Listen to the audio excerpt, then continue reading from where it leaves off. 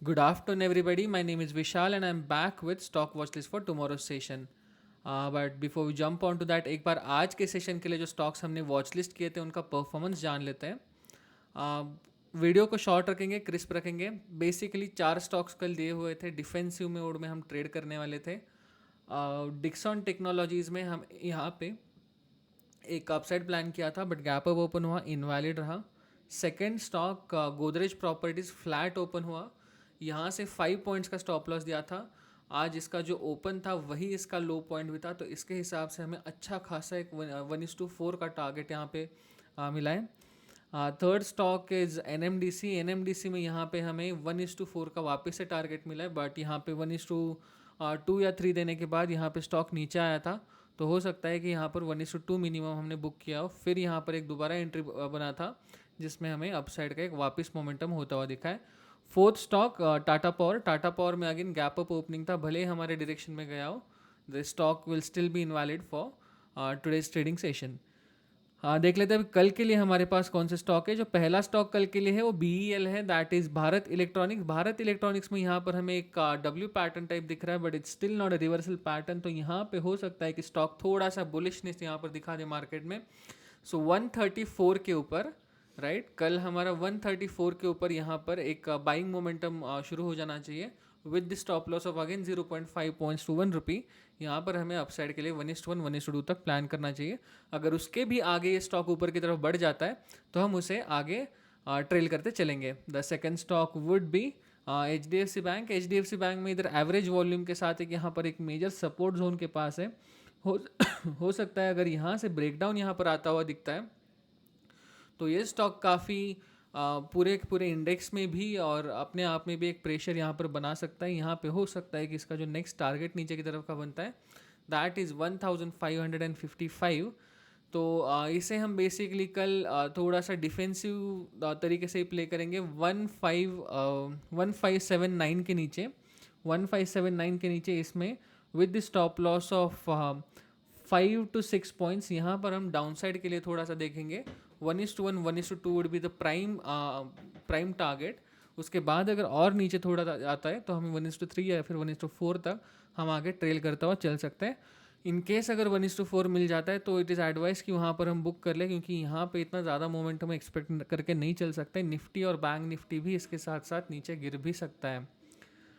Next stock is McDowell. McDowell is United Spirits. यहाँ पर United spirits में वापस से एक जो ये जोन है, जोन के ऊपर वापस एक क्लोजिंग दिया हुआ है.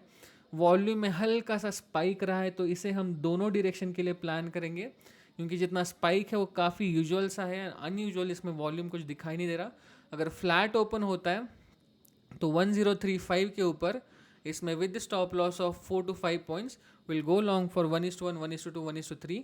इन केस अगर ये रिवर्स आता है तो रिवर्स आते ही हमें यहाँ पे 1028 पे, राइट, 1028 पे यहाँ पर हम शॉर्ट करेंगे with stop loss of 2 to 3 points का यहाँ पर मिनिमम स्टॉप लॉस होना चाहिए.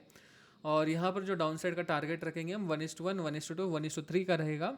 अगर इसमें दोनों भी जो इसके डायरेक्शन है इसमें अगर मोमेंटम में स्टॉक आ जाता है तो यहाँ पर हम जो हमारा स्टॉप लॉस है उसे ट्रेल करते हुए थोड़ा सा हायर साइड का टारगेट लेने का कोशिश करेंगे. The next stock is Polycab. Polycab में यहाँ पर एक छोटा सा लग रहा है कि यहाँ पर बुलिश पैटर्न स्टॉक बना रहा है.